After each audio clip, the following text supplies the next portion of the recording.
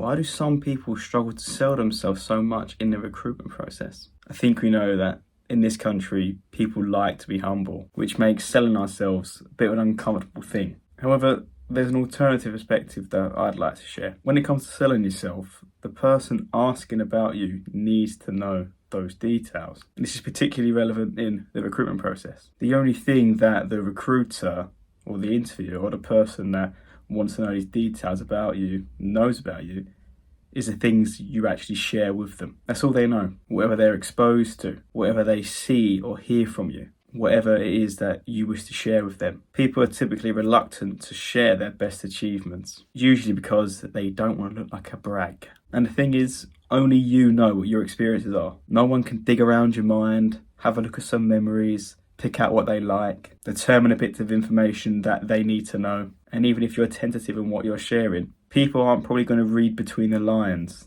They're not going to think, they're just being a little bit shy here. They're a little bit humble, aren't they?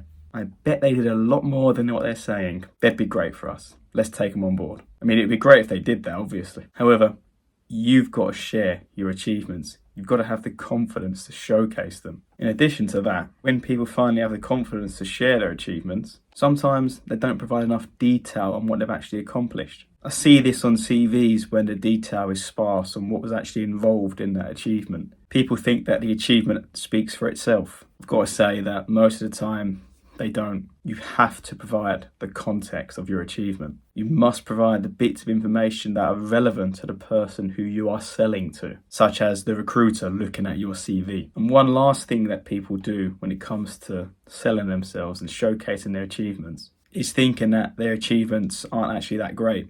Who said so? What metric are you using to measure your success here? Any achievement can be made bigger or smaller when you compare it to another. But that doesn't even matter. What does matter is that if your achievement is relevant to the person who you are trying to convey it to or not. The person asking about you isn't looking for your achievements to be the best thing that's ever happened on earth. They simply want to know what you're capable of. And when it comes to recruitment, they want to know what you can add to the organisation. They want to know what you can add to the team. Why deprive them of this information? For myself, I've tried to simplify the thought process regarding selling myself. I perceive it now as when I'm talking about my achievements, I'm not bragging, I'm simply informing. I don't share my achievements in the hope of admiration. I don't think that they're world-beating achievements and that they're amazing and that there's something that everyone should celebrate. I talk about them when they're relevant, when it's useful for the other person to know about them. And this is without a doubt the case when it comes to the recruitment process. A bit of advice I would give when it comes to selling yourself is to be brave.